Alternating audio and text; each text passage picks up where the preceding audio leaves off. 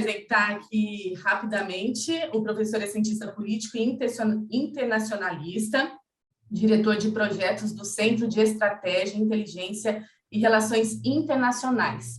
Nós recebemos a indicação desse nome através do CEO da Câmara de Comércio dos BRICS, o Rodrigo Dória, que incentivou essa conexão e a live de hoje sobre esse tema, né? Como que esse conflito entre que nós estamos chamando, né? A imprensa chama de Rússia e Ucrânia, mas a gente sabe que é muito mais amplo que isso, como tudo isso vai impactar, no fim das contas, no Brasil.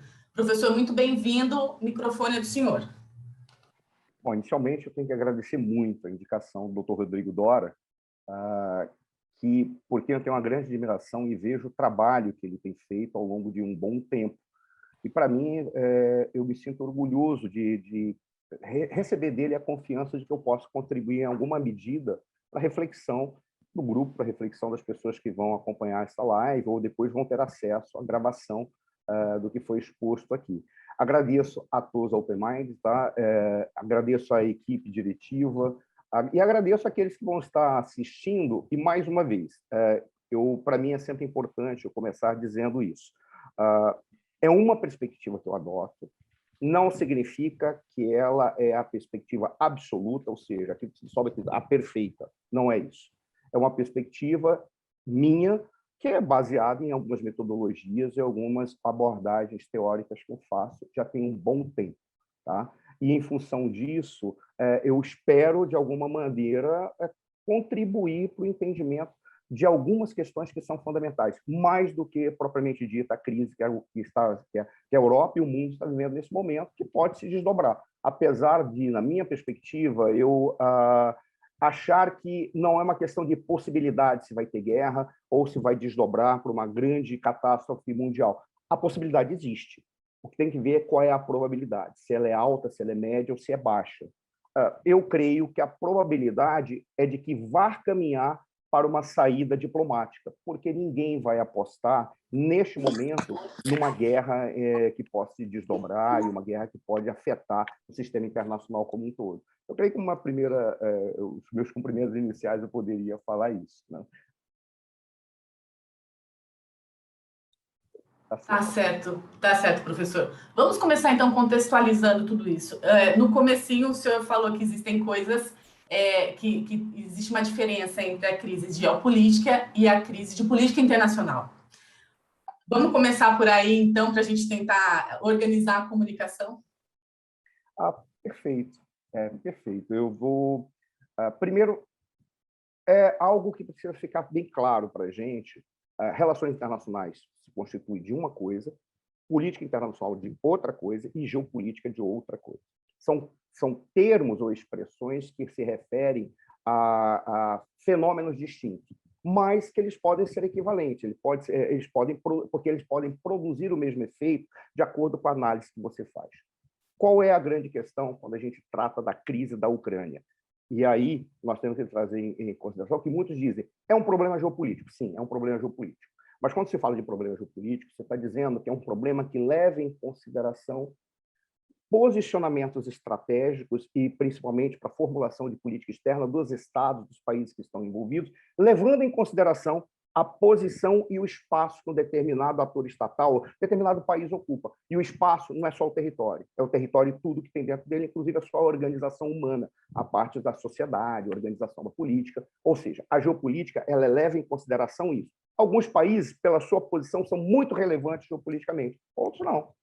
A Ucrânia é relevante geopoliticamente, e ela é relevante por consequências de problemas históricos ou de construções históricas. A gente vai falar daqui a pouquinho. A parte da política internacional diz respeito a quê? Diz respeito à relação de poder e o embate de poder entre os estados.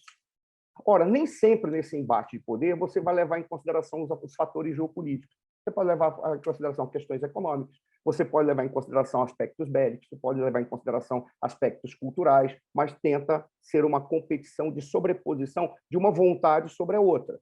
E aí é um embate da lógica do poder.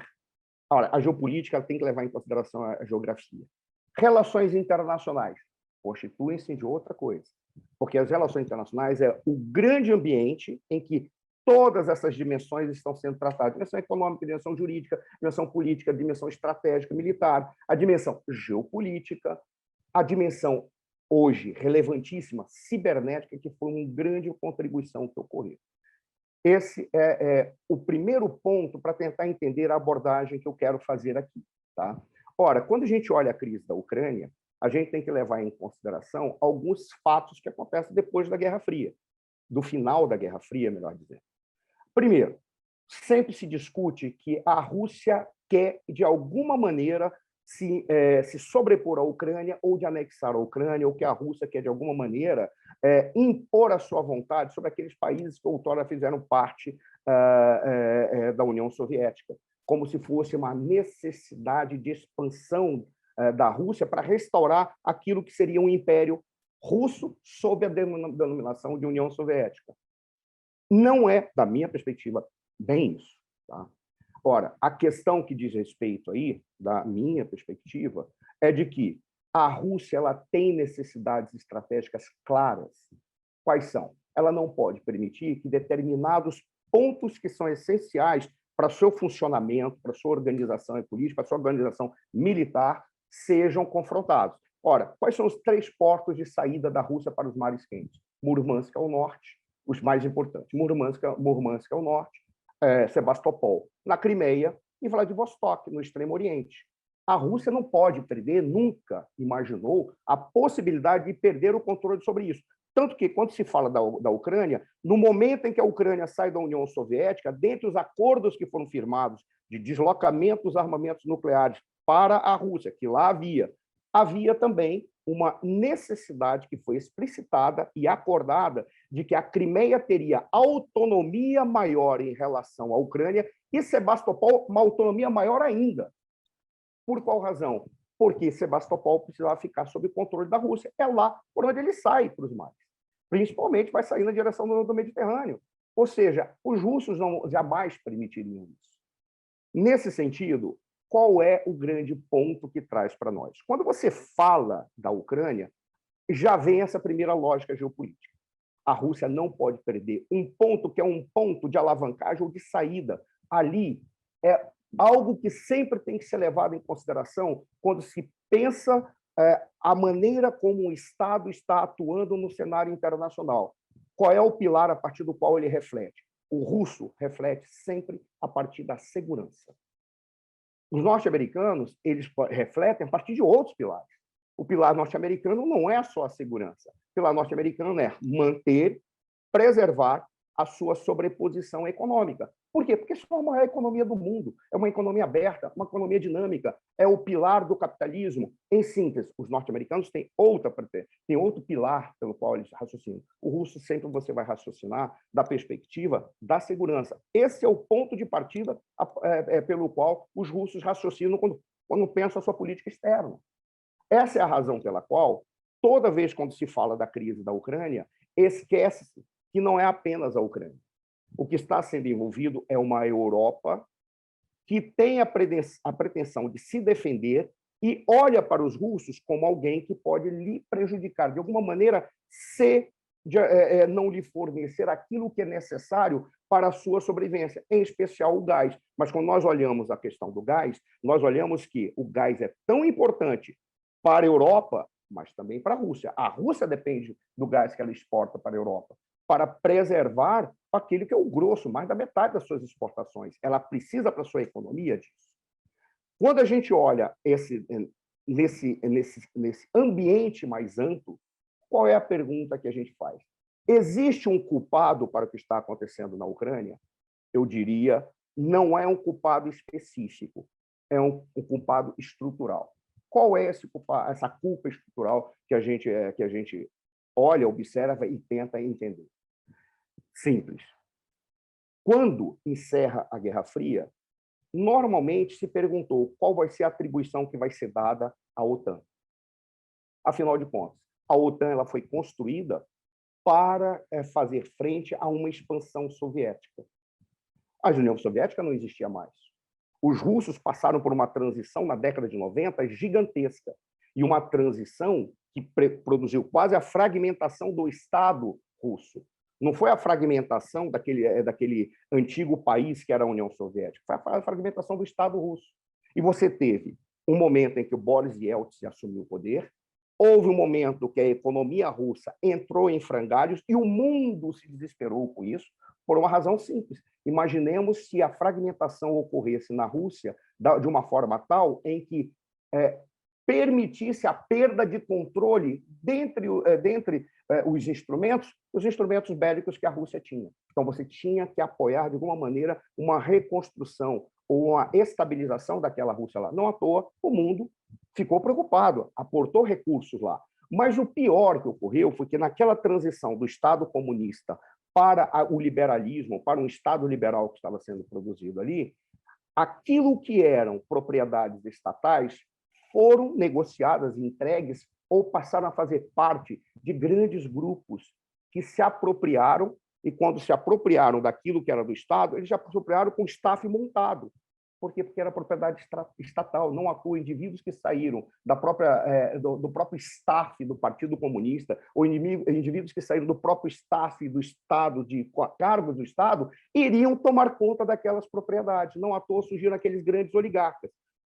Qual era o problema? Na década de 90, a Rússia ficou submetida a um descontrole econômico, uma fragmentação possível, uma desestruturação, e pensando o que ela iria fazer para resgatar, se não o poderio que ela tinha, ou o respeito internacional que ela tinha, o que ela faria para resgatar a estabilidade do país. Outro ponto foi relevante. Ocorreu um avanço gigantesco das máfias. Estar e negociar na Rússia naquele momento era ter que negociar com as máfias, que controlavam em quase todos os segmentos da economia. Por que eu estou falando isso? E principalmente o segmento bancário. Havia denúncias de que o indivíduo, para ter uma conta bancária, ele tinha que ter autorização de uma máfia que controlava de alguma maneira determinado banco. Qual era a grande questão que havia naquele momento? Como é que nós resgatamos isso? Explica-se uma ascensão de um cara que vem do serviço de inteligência. Porque só alguém do serviço de inteligência poderia entender o funcionamento real daquela sociedade, porque ele ouvia, no dia a dia, ele ouvia daqueles caras, por intermédio dos agentes, o que é que seja. O Putin vem do serviço de inteligência, solicitado, indicado pelo Boris Yeltsin para assumir, um primeiro momento, um cargo de primeiro-ministro, como alguém que poderia dar conta do entendimento daquela confusão que ocorre. O Boris Yeltsin sai, o Putin assume e elege presidente da República. Ora, presidente de uma república que é dito Federação Russa, mas que não é uma federação. Ela é quase que um Estado unitário. Depois a gente pode falar isso de tempo, mas deixamos de lado. Tá? E o que o Putin, qual foi a primeira preocupação do Putin? Como é que ele vai resgatar essa ordem no Estado e na economia? A primeira coisa que foram atos que ele tomou, e eu não estou aqui para fazer defesa da política russa, estou tentando entender o fato que ocorreu. Qual foi o primeiro fato? Ora, nós precisamos controlar esses caras. Não à toa vieram aquelas perseguições aos grupos de oligarcas que lá havia. Alguns foram acusados de crimes de corrupção, outros de crimes maiores ainda, outros eram mafiosos, e ali ele foi e fez um avanço, ao ponto de, em alguns segmentos da economia, ele reestatizar para depois reprivatizar. Claro que alguns vão dizer, mas ele reprivatizou para entregar aos amigos. É claro, isso deve ter acontecido. Mas o primeiro passo dele foi retomar o controle da sociedade, do Estado, que ela estava fragmentada. Mais uma vez, não estou defendendo o Putin. Tá? Estou apenas tentando entender o que aconteceu. Vêm os 2 mandatos do Putin. Havia, naquele momento, uma proposta que foi colocada à mesa de modernização da economia, da sociedade e da política. Qual seria a modernização da economia? Colocar a Rússia nos parâmetros do capitalismo. Qual seria a modernização da política? Seria trazer para a política russa aquilo que seriam os pilares da democracia, como nós vemos no Ocidente. Eleições, conseguir dar autonomia para os oblastes, que são o correspondente aos estados no Brasil, né, o estado de São Paulo, Minas Gerais, para os oblastes, para que eles escolhessem as suas autoridades, porque até então eram indicados pela presidência da República, dar uma dinâmica em que tivesse maior autonomia ao legislativo.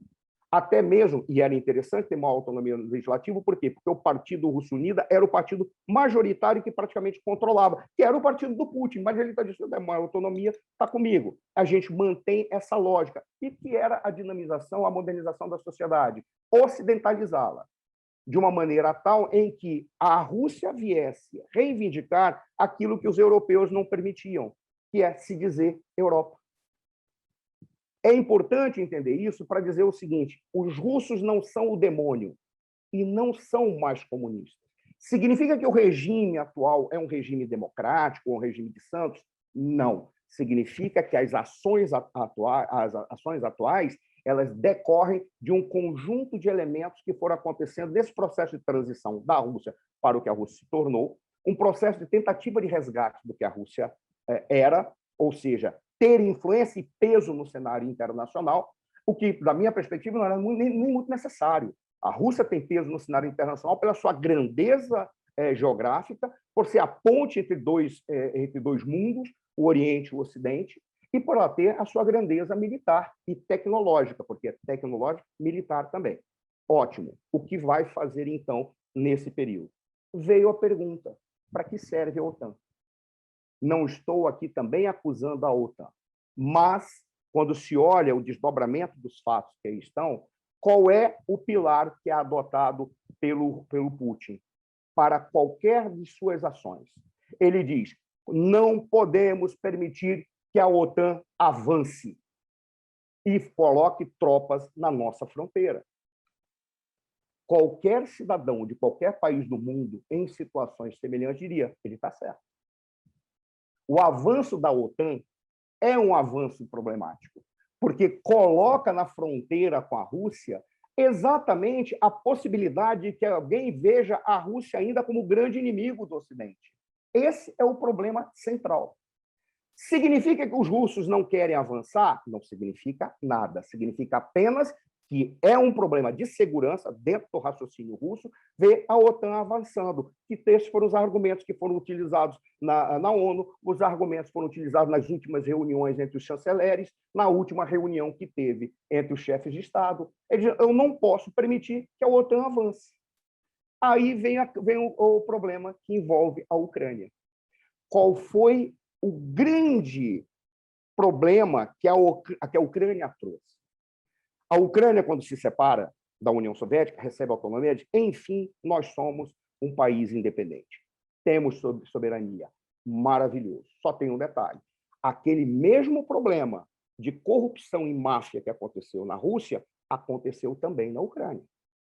A transição que a Ucrânia viveu de 91 até agora, 2001, 2008, 30 anos, é a mesma transição que a Rússia fez, com grupos oligárquicos que tomaram conta da sociedade, e alguns foram acusados de pertencer a grupos mafiosos. Da mesma forma que aqueles políticos que entraram e foram trabalhar na Ucrânia para buscar um projeto de país, também foram acusados de corrupção. Os da oposição e aqueles que assumiram o poder olhando para o presidente Putin, porque diziam: não, nós somos mais para o grupo eurasiático, caso Yanukovych. Onde que surge a crise da maneira como ela se instaurou agora? 14 para 15, 13, 14, 15, vem aquelas manifestações em que a Ucrânia dizia: eu quero ser União Europeia. O que o Putin dizia? Eu ofereço uma alternativa para vocês. Vemos para a União Euroasiática aqui. Nós vamos sobre a economia. Agora, convenhamos, né? Ninguém é tolo, vai dizer: poxa, eu posso ir para a União Europeia? Por que eu vou para a União Euroasiática? Até aí, estava no embate de propostas. Quando que a coisa muda? Quando começa-se a pensar a introdução da Ucrânia na OTAN. Aí muda de figura. Porque, ao mudar de figura, o Putin chega e diz: a partir de agora nós não podemos mais tolerar isso. A mesma lógica de segurança, colocar tropas na fronteira com a Rússia. A crise se inicia quando o Yanukovych diz: eu não vou mais migrar para a União Europeia. Mesmo porque o Yanukovych ele é da região do Don, ele é da região do Donbass, Donetsk, Lugansk, que é uma região majoritariamente russa, de etnia russa. Ele falou: não, vou continuar sob a égide da Federação Russa. Naquele momento, começam as manifestações, por quê? Porque a parte mais ocidental queria o ingresso na União Europeia até pelos rancores, até pelas necessidades econômicas, e aí a gente pode falar rapidamente daqui a pouco, que existe na Ucrânia. Eles falam, não, não vamos aceitar isso. Começam as manifestações contra o Yanukovych. Ali não é um filme de faroeste em que você tem mocinhos. Não estou dizendo que são bandidos, estou dizendo apenas que não há mocinhos ali. Nós vamos escolher quem são os indivíduos que estão produzindo mais e menos desequilíbrios. Quando vem as manifestações, começam as pressões para a queda do Yanukovych. Ok, há um dado. As manifestações adquirem uma relevância, um patamar gigantesco. E há o ponto de Yanukovych receber um impeachment. Quando ele é impeachado, houve várias considerações que mostram a inadequação daquele impeachment. Primeiro, ele estava em trânsito, é inconstitucional. Segundo, o impeachment foi votado num parlamento ou num congresso sem quórum necessário. Aí vem um questionamento. Não, é irregular esse impeachment. Se isso acontece dessa maneira, ou a Ucrânia se fragmenta, ou a Ucrânia vai para a Europa, ou a Ucrânia fica totalmente sob a égide Rússia. Aí temos mais outros problemas. O gás que vai para a Europa passa pela Ucrânia. Ora, o que foi que o Putin fez? Negociou o gás com a Ucrânia e negociou alternativas.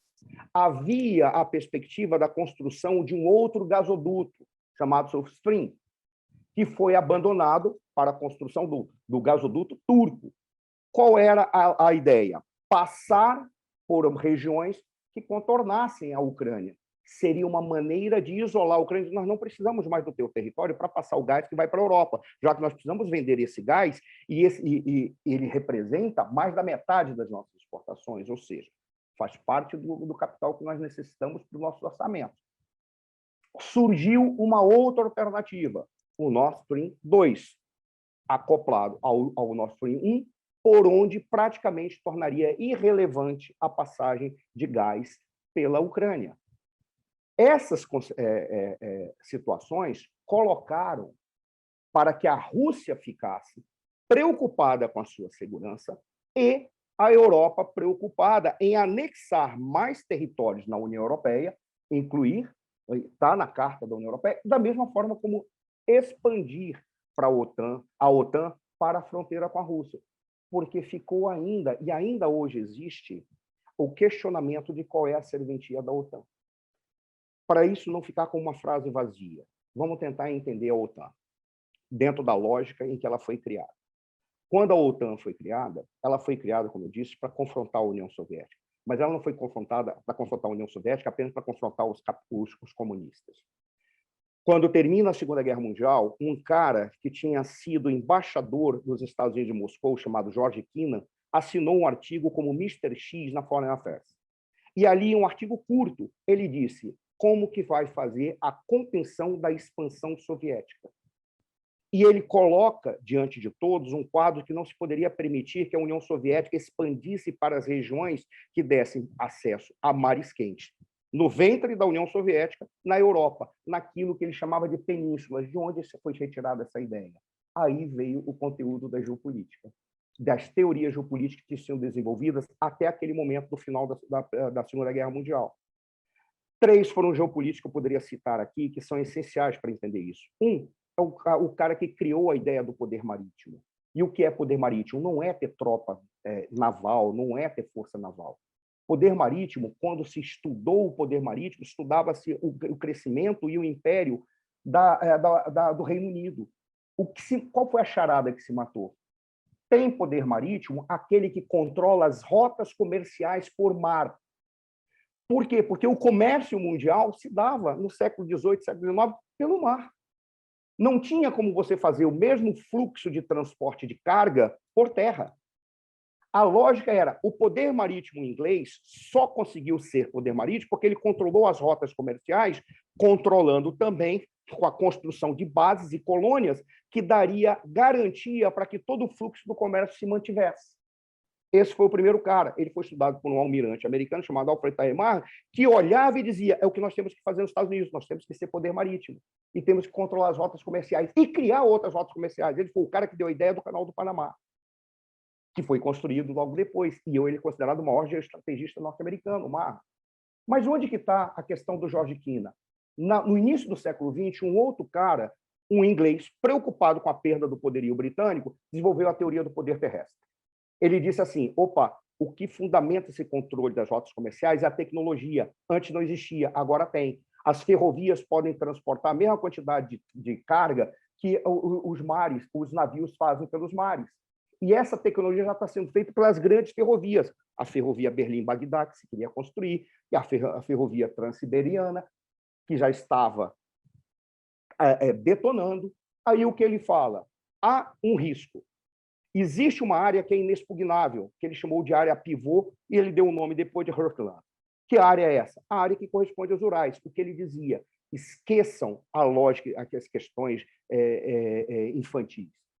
O que interessa é quem controlar essa região, uma região de fácil circulação, é uma região plana, é uma região de boa produtividade e é uma região inexpugnável, porque para chegar até ela é mais difícil do que aquele que controlar essa região pode chegar à Inglaterra e confrontar pelos mares.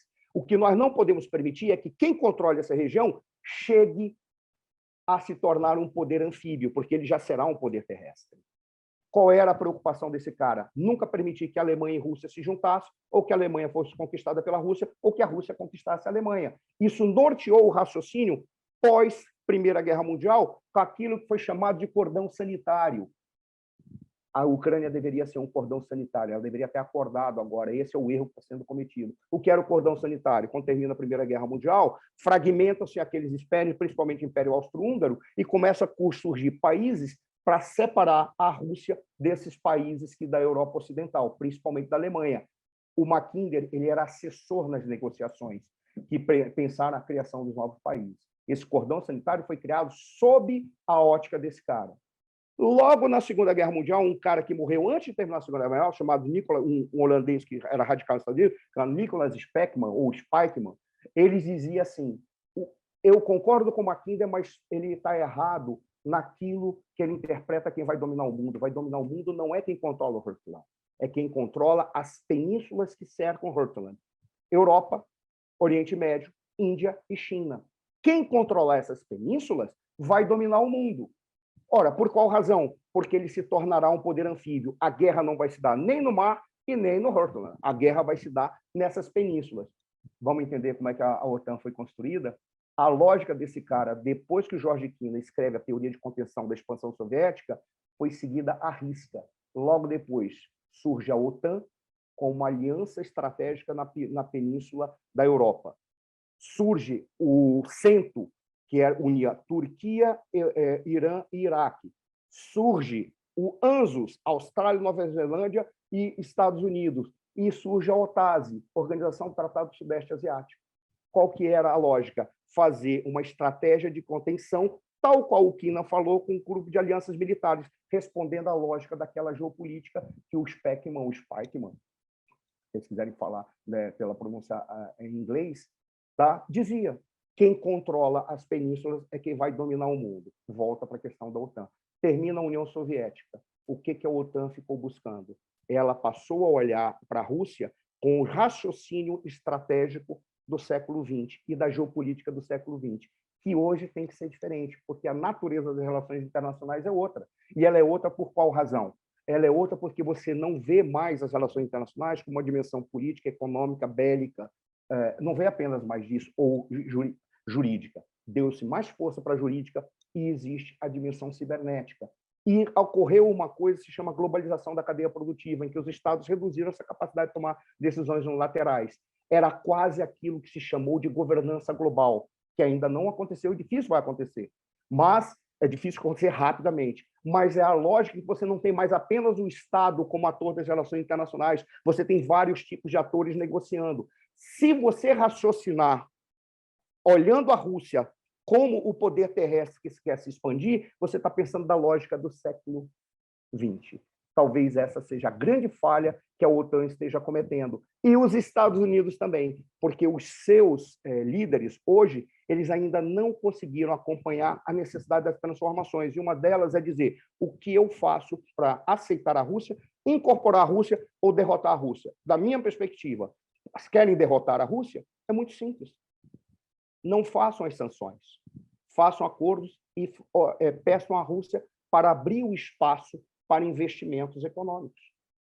Quando teve as sanções, logo depois da primeira crise na Ucrânia, em 2015, logo depois da anexação da Crimeia, que é assim que é falado no mundo, 6 mil empresas alemãs estavam lá dentro. A Cargill estava investindo na casa de $1,5 bilhão lá dentro. Todos tiveram que se retirar.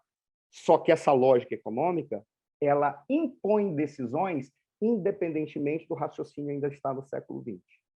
Para concluir, e aí eu tentar fazer um diálogo, há um dado que também se está esquecendo.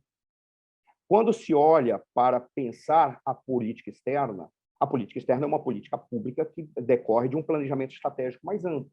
Ora, todo planejamento estratégico mais amplo ele precisa ter um modo de raciocinar. Nós, pelo CEIRI, nós tínhamos trabalhado para dar assessoria uma metodologia, uma ideia de que talvez você pudesse trabalhar o entendimento da formulação estratégica dos Estados, os mais relevantes no cenário internacional, Rússia, Índia e China, da perspectiva dos jogos que eles poderiam expressar. Jogos de tabuleiro. Qual era a lógica? Nós identificávamos que era muito comum os norte-americanos atuar como jogadores de pôquer. Não porque eles blefam, não é isso. Porque no jogo de pôquer você sabe as cartas que você tem em mãos e você imagina as cartas que os outros têm. Ora, mas se você tem o maior jogo nas suas mãos, você não precisa imaginar o que o outro tem. Você pode impor, você pode falar o que você quer, você pode blefar.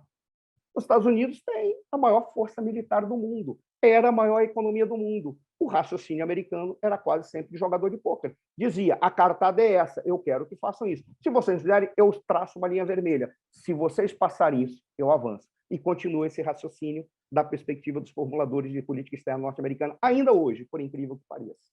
Eles trabalham assim. Como que trabalha o russo? Como enxadrista. Porque, inclusive, o xadrez era um jogo que se jogava e era disseminado nas escolas, como uma forma de cultura mesmo, e formação de raciocínio.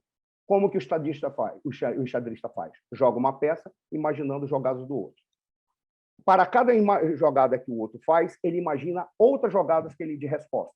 Para cada outra, assim faz uma rede. Mas onde que está a genialidade do enxadrista? Ele movimentar peças para forçar o outro a fazer uma jogada que ele já está imaginando. Isso reflete no que está acontecendo agora. Tá? O enxadrista ele conduz a jogada do outro para aquilo que ele quer. E há uma terceira forma de pensar, de raciocinar, que se houver uma crise sistêmica por causa da Ucrânia, que eu acredito que vai ser o grande vitorioso, que se chama China. A China raciocina da perspectiva do Go, que lá é chamado de Weiqi. O que é o Weiqi? É um jogo de tabuleiro que você recebe peças, o tabuleiro está vazio, você vai colocando peças, preenchendo espaços. Quem ganha é aquele que aniquila o outro? Não. Ganha aquele que se sobrepõe ao outro. Se sobrepõe cercando, não permitindo que ele vá para outros lugares. Por qual razão? Porque você pode ganhar, inclusive, com a existência dele. Isso é essencial. Você não pode permitir é que ele ocupe os vácuos de poder e os espaços. E assim você vai ocupando. Isso é nítido na política externa chinesa. Onde há vácuo, ela vai e põe uma peça lá. Afeganistão, ocorreu aquele acidente que nós vimos, que foi a retirada das tropas do Afeganistão e da maneira como foi feita. Qual foi o primeiro país a ir conversar com o governo do Talibã? A China foi lá e disse, não, podem contar comigo. Eu apoio vocês. E, inclusive, já queremos construir algumas rotas aqui dentro do projeto da iniciativa de Cinturão e Rota. O que é a iniciativa de Cinturão e Rota? É uma malha logística mundial que vai incorporar parte terrestre, parte marítima e parte aérea. Todos os modais.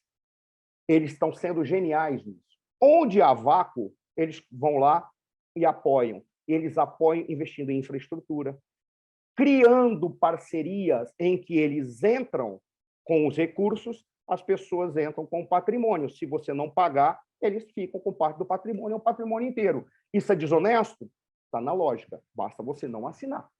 E eles vão atuando dessa forma. Muito provavelmente quem vai ganhar, se houver uma crise internacional causada por uma guerra, que eu acho que tem uma probabilidade de média para baixo, não é uma probabilidade alta.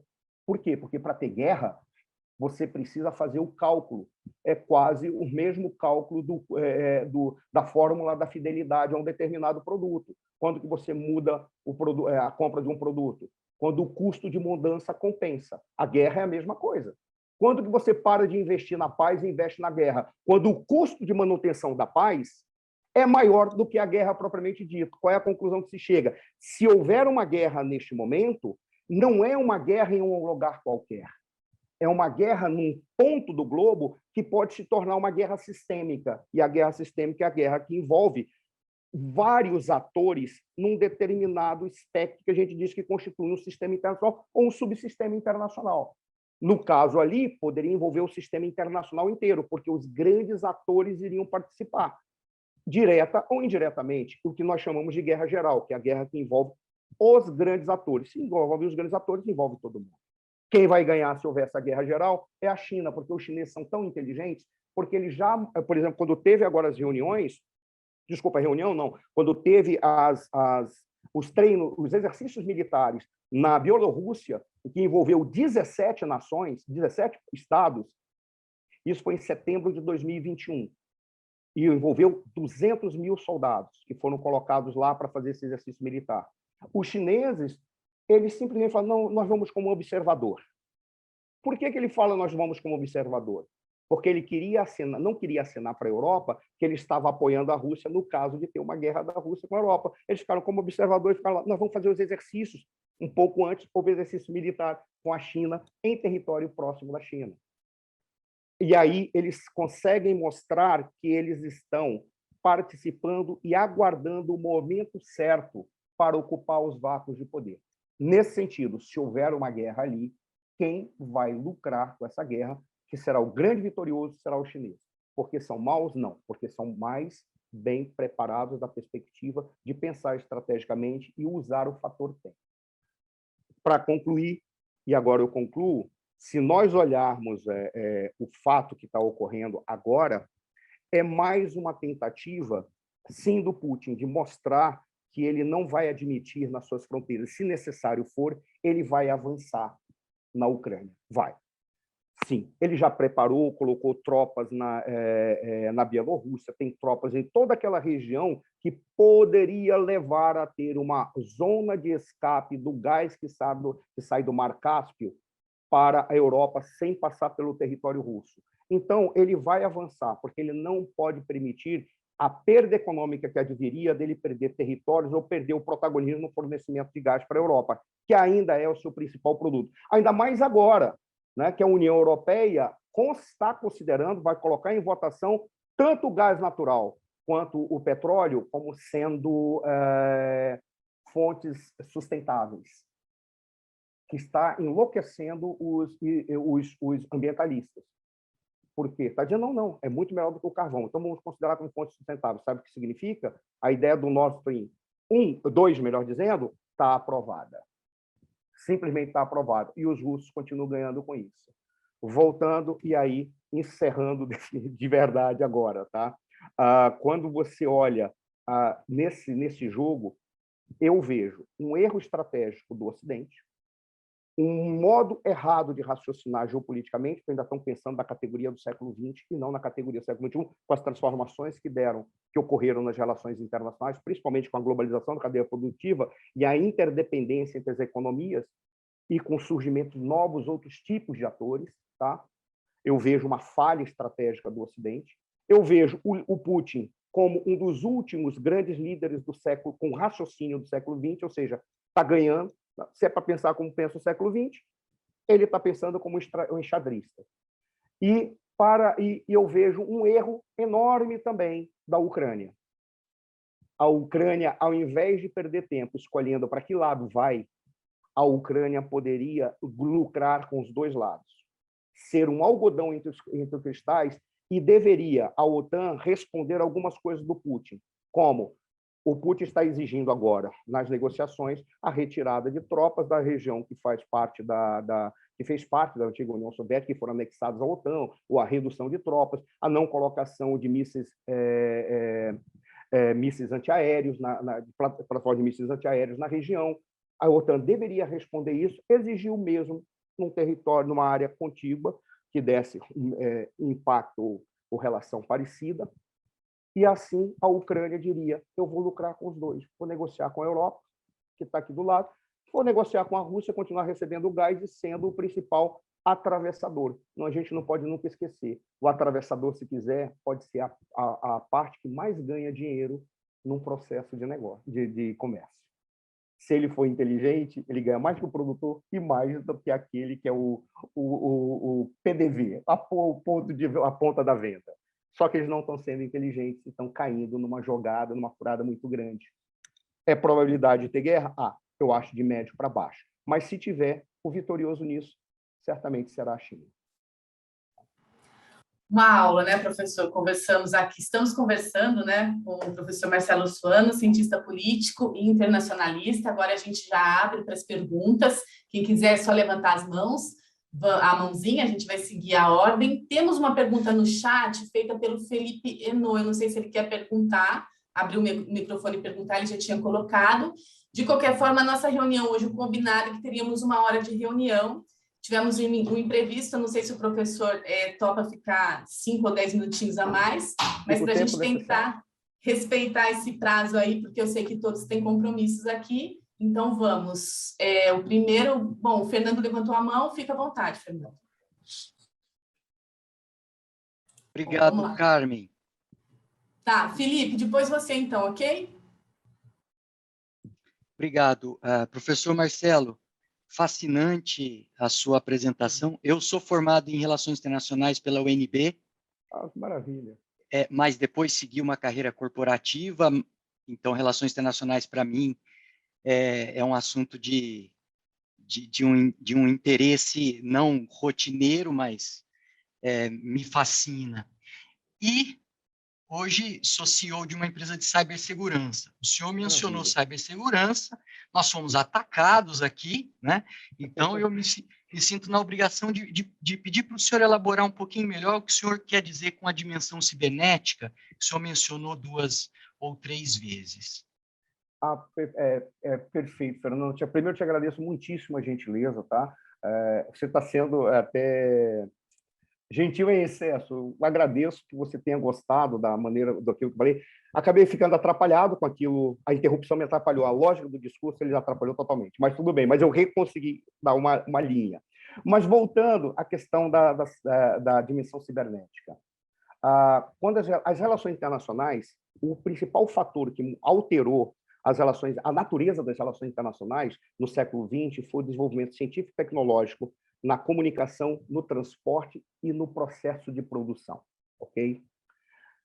Isso permitiu a globalização da cadeia produtiva, a interdependência das economias e permitiu, inclusive, levou à diminuição da capacidade de tomada de decisão unilateral pelos Estados, que a partir daí eles passaram a dizer: eu não posso mais, porque se fizer a guerra, tomar decisão sozinho, fizer a guerra com aquele cara, eu não estou destruindo a economia dele, eu estou destruindo a minha, porque minhas empresas estão lá. A gente não precisa dizer, por exemplo, os Estados Unidos entrar em guerra com a China, é muito difícil isso, porque a sua economia quebra, não é a economia chinesa apenas, quebram todos. Aí, qual é a grande questão? O desenvolvimento científico e tecnológico começou a produzir uma outra dimensão das relações internacionais. Até então, você sabia que tinha dimensão política, que é a mais importante, porque aquilo que é decidido na política vale para todas as esferas. Tá? A dimensão econômica, que é aquela que permite o relacionamento entre os povos e os demais tipos de atores e os estados. Tem a dimensão jurídica, que foi ganhando relevância até no final do século XX, e hoje tem uma dimensão maior. Por quê? Porque você tem essa interconexão. O Estado diminui a capacidade de tomar decisão unilateral. Como ele não pode, o que ele faz? Ele joga para alguém tomar por ele. Quem é? São os organismos internacionais. São os regimes internacionais que definem comportamentos acordados entre os Estados. Tem a dimensão cultural, a dimensão bélica, mas Quando surge a internet, ela ganha a dimensão que ela tem, e a tecnologia permite uma comunicação acelerada, surgiu essa dimensão das relações internacionais que ficou muito evidente para nós no momento em que o Snowden fez o que ele fez. Deixemos de lado se o Snowden é herói ou vilão. Eu, particularmente, analiso o Snowden da seguinte maneira. O Snowden, quando ele fez aquela sua primeira manifestação, ele poderia ter se tornado um herói americano. Por qual razão? Porque ele estava denunciando para todos que os aparelhos do Estado estavam investigando cidadãos para beneficiar outros cidadãos. Qual foi a denúncia dele? Ora, o Obama está utilizando as informações da Agência de Segurança Nacional para auxiliar empresas que investiram nele na sua campanha, apostaram na sua campanha. Ao fazer isso, ele seria preso, porque ele divulgou informações confidenciais. Só tem um detalhe, ficaria 7 anos, receberia todos os juristas dos Estados Unidos que defendem aquilo que os Estados Unidos é sagrado e deveria ser sagrado no mundo inteiro. A sociedade se sobrepõe ao Estado. Ninguém toca na tua propriedade. E o cidadão ele tem que ser protegido de todas as formas. Ele teria se tornado um herói americano.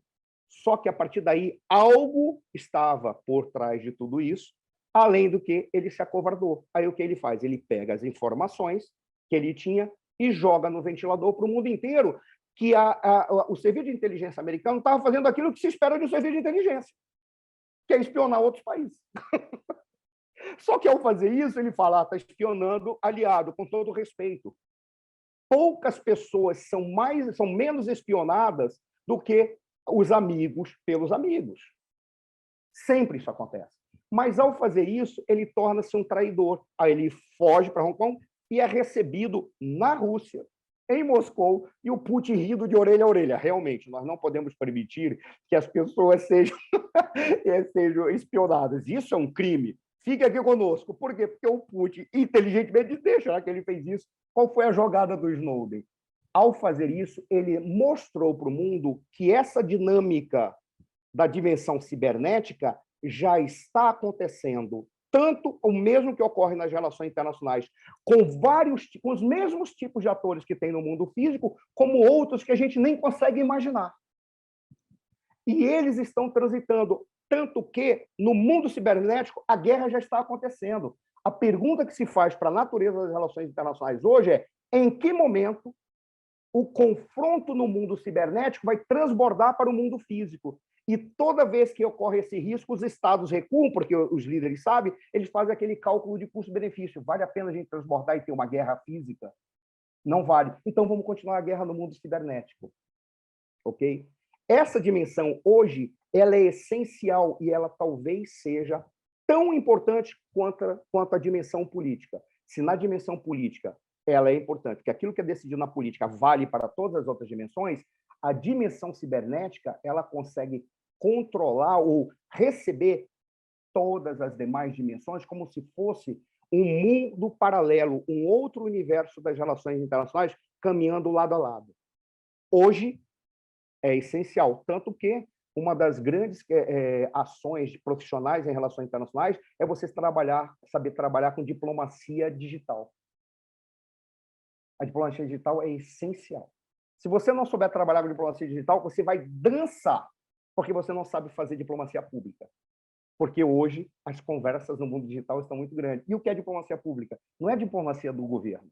Diplomacia pública é a forma como um país, ou o governo de um país, seduz a sociedade de outro país ou outras sociedades para ser amigável a ele. Quer ver alguém que é mestre em diplomacia pública? China. A China faz uma diplomacia pública fantástica. Tá? Os chineses fazem, franceses faziam, com o Macron caiu. Tá?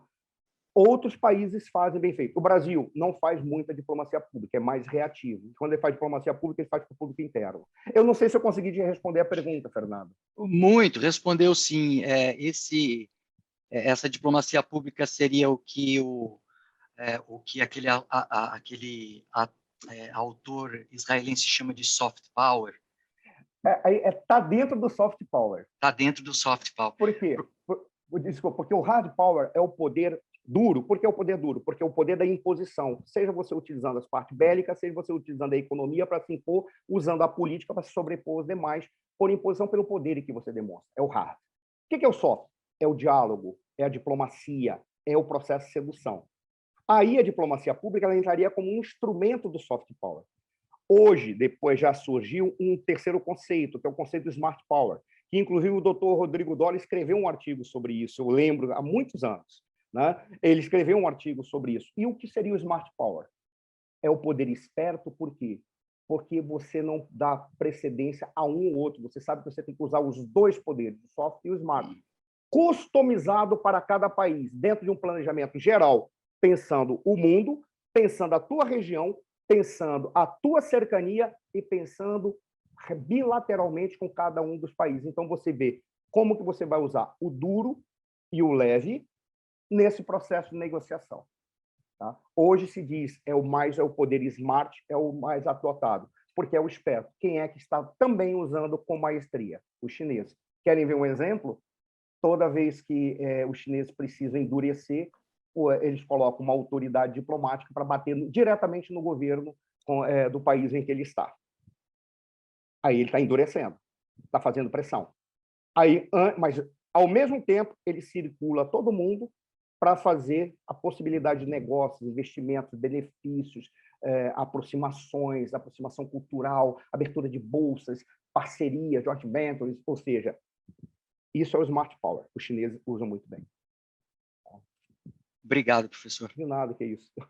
Obrigada, Fernando. Professor, só para a gente se organizar aqui por causa do horário, vou passar, então, a palavra para o Felipe Henault. É a última pergunta. E depois eu gostaria que o senhor só fizesse amarrasse o tema aí, contextualizando o Brasil nisso. Mas perfeito. Vamos para a pergunta do Felipe. Perfeito. Bom dia, professor. Parabéns por sua exposição, muito enriquecedor para nós. Minha pergunta tinha a ver com, efetivamente, a possibilidade da Ucrânia se colocar como esse famoso cordão de algodão do qual você falou. E aí minha pergunta tem a ver agora sobre a probabilidade de tanto a Europa ou a OTAN, vamos dizer, de um lado, como os russos do outro lado, recuam, cada um por sua parte, e aceitando uma situação meio termo, onde justamente a Ucrânia, nesse papel de algodão, estaria se beneficiando de ambas partes, mas sem aderir totalmente a nenhuma. Qual é a probabilidade que aconteça mesmo?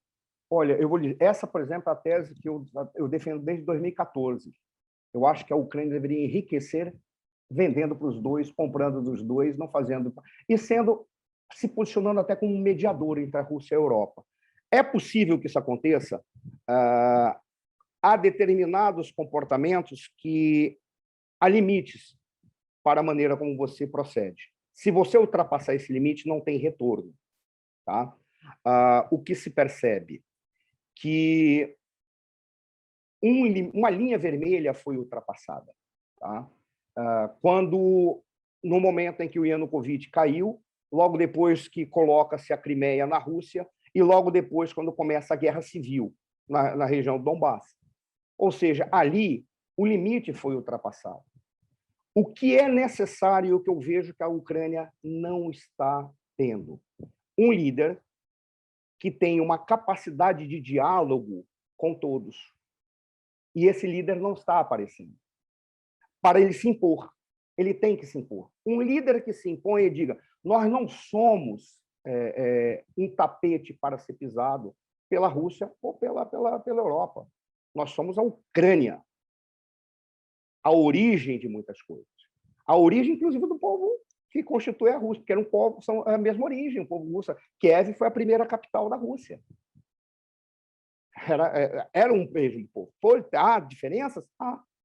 Mas o que falta é isso. Como não existe esse líder, e algumas linhas vermelhas foram ultrapassadas, a probabilidade maior é de que os dois lados percebam que o custo da guerra é muito elevado para que eles façam uma guerra no território ucraniano. As Forças Armadas ucranianas são expressivas. Eu tenho a impressão que o exército ucraniano é o terceiro, se não for, acho que ele é o terceiro da região da Europa. Ele é o terceiro da Europa. Ou seja, dá para fazer agora, fazer uma guerra com a tropa dos outros é fácil. O Ocidente não pode usar o ucraniano para tanto. Da mesma forma que o russo não pode usar o leste para fazer uma guerra dentro da Ucrânia. A probabilidade eu acho muito baixa de surgir, mas, diante do caos, é possível que, no cálculo de custo-benefício, se descubra que é muito melhor arranjar uma saída mediada, porque todos já estão, inclusive, falando sobre isso. Aí um fala e o outro recua e diz, não, nós não podemos aceitar as exigências russas. Aí dizem, nós não vamos retirar as baterias antiaéreas da Polônia, da Romênia, nós não vamos fazer isso. Mas isso pode ser apenas verve para mostrar poder, mas eles já estão conversando. É provável, como eu disse, a probabilidade de ter a guerra, eu acho que é de média para baixo, mas qualquer coisa pode mudar, tá? E a probabilidade de surgir esse líder ou a Ucrânia se tornar como mediadora é mais baixa ainda. O que, para minha tristeza, pode acontecer da Ucrânia acabar se tornando um campo de passagem, como era a Itália na época em que o Maquiavel escreveu o seu tão famigerado Príncipe. O que ele dizia? A Itália é um campo de passeio da Espanha, da França e de todos os povos que querem vir aqui. E ao invés de brigar na casa deles, vem brigar na nossa. Por isso que a gente precisa de uma Itália unificada, soberana, com capacidade de se contrapor. Eu vejo isso. A Ucrânia pode acabar se tornando esse. Ela deveria negociar com a Rússia a passagem do gás, manter. Como? É fácil falar de quem é um observador. A gente não sabe quais são as brigas que estão acontecendo lá, as ofensas e as linhas vermelhas pessoais que foram ultrapassadas. Mas eu vejo baixa essa probabilidade dela se tornar uma mediadora. Algodão entre cristais pode decorrer do acordo entre os dois, Estados Unidos e Rússia. Não OTAN e Rússia. Estados Unidos e Rússia. Até mesmo que os Estados Unidos está vendo que a Alemanha já está querendo arregar a França também. A União Europeia vai ficar dividida. Então, é provável que os dois digam, vamos deixar tudo como está. Como dizia um professor meu, que era um professor de geopolítica, ele dizia, problema sem solução, solucionado está. É muito provável que os dois olhem e digam assim, isso é um problema sem solução, então deixa como está e não vamos afetar, porque a economia já está sendo afetada. Tá? É mais provável que isso aconteça. Agora, eles tornarão a Ucrânia um algodão, tá? E a Ucrânia, como uma mediadora, ganhando dos dois lados, eu acho baixa probabilidade, porque não surgiu esse líder ainda. Tá? Espero que venha a surgir, porque eu torço muito pela Ucrânia. A Ucrânia sofreu muito e ela não merece sofrer mais. Não sei se eu cheguei a responder para o senhor. Cheguei? Acho que... Obrigada, Felipe, pela pergunta. Professor, a gente pode fazer, então, aquele apanhado contextualizando o Brasil, caminhando para o encerramento por causa do nosso horário, passamos aí 10 minutos do previsto.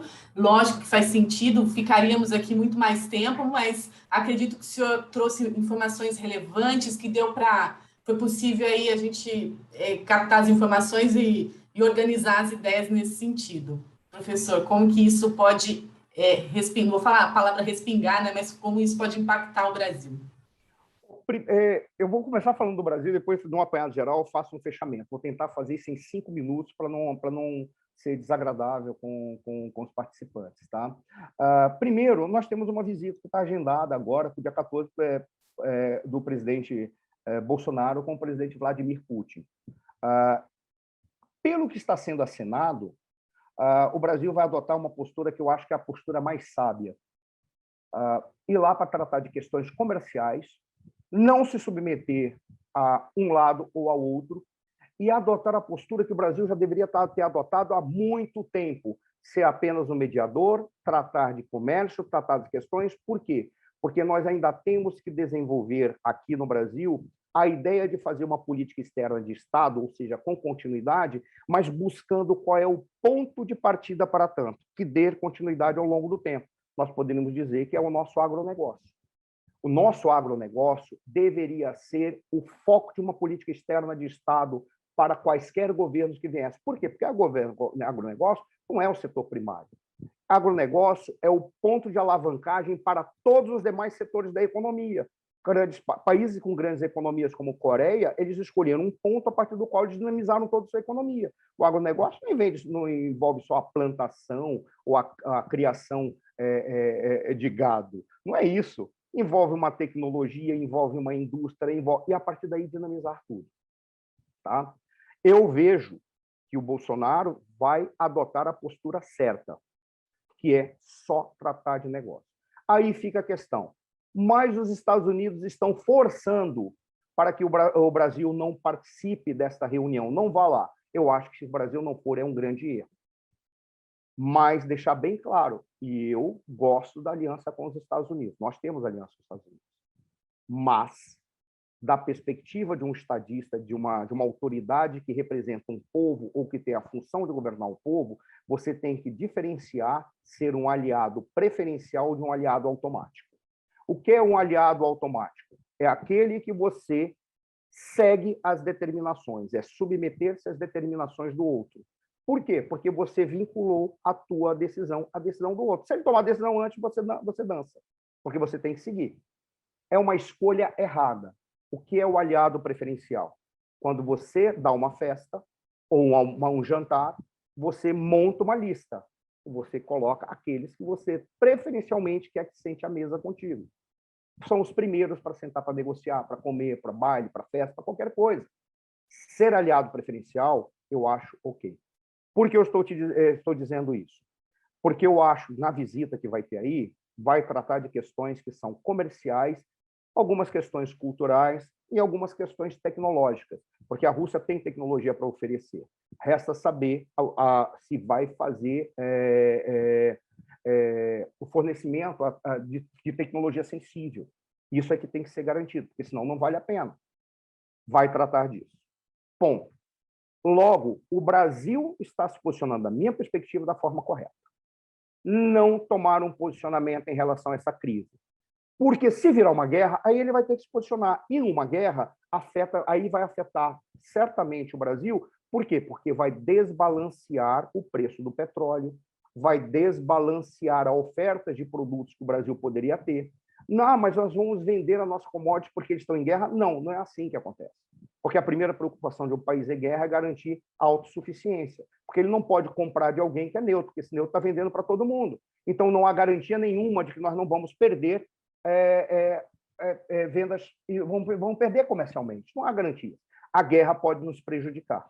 Isso afetaria o Brasil e, principalmente, afetaria na questão do petróleo. E a gente vê como o petróleo ele é essencial para definir rumos da economia brasileira. Até mesmo a gente está vendo os impactos que estão acontecendo agora, por várias explicações que são dadas pelo governo, pela oposição, mas para o cidadão fica apenas aquilo, está impactando, e uma guerra lá nos impactaria. O Brasil, na minha perspectiva, está se posicionando de uma forma adequada. Fazer o fechamento, você havia falado, do contexto geral, quando fala da crise da Ucrânia, é isso que para mim interessa, é entender que as relações internacionais mudaram na sua estrutura, mas alguns indivíduos estão raciocinando ainda com as categorias do século XX. E isso traz consequências quando você fala da questão geopolítica, que é levar em consideração espaço e posição e a lógica do poder verificado a partir da base geográfica, que é o poder marítimo, poder terrestre, poder anfíbio, poder aeroespacial, que pode ser pensado geopoliticamente. Isso está tendo um erro aí. O avanço da OTAN, eu acho que é condenável. Toda hora disse que não, mas isso é para nos precaver do russo, com todo respeito. A melhor forma de você derrotar alguém é você sair para beber com ele, porque você traz ele para o teu cenário de amizade. Aí o cara começa a abrir o que ele pensa, o que ele não pensa, surge um monte de acordos. Eu acho que, se você quer realmente evitar que a Rússia avance, é trazer a Rússia para o Ocidente. Essa seria a melhor estratégia, ao invés de restaurar um contexto de Guerra Fria com uma instituição do século XX, da Guerra Fria do século XX e da geopolítica do século XX, para tentar dar um fundamento e desestruturar a região. Que os russos vão avançar? É possível que sim. Para restaurar o Império Soviético, eu acho meio improvável, tá? Acho meio improvável. porque a Rússia está mais preocupada em garantir sobrevivência econômica e garantir que ela seja respeitada, mais do que se impor sobre os outros países do mundo. Particularmente, essa é a minha perspectiva, e eu espero ter sido claro na exposição que eu fiz. Muito obrigada, professor, cientista político internacionalista Marcelo Suano, por aceitar o convite, por essa aula, por ter nos ajudado a entender todo esse cenário. Agradeço também a presença dos Open Minders, agradeço as perguntas, e fica aí aberta essa conexão, né, professor, para a gente poder conversar outras vezes com o desenrolar dessa história. Cristiano levantou a mão antes de encerrar. Cristiano? Na verdade, eu estava batendo palma, a reação que foi de bater palma. Ah, eu vi professor. errado, então. Tá certo. Gente, muito obrigada, um ótimo dia e até o nosso próximo evento. Obrigada, professor. Muito obrigado.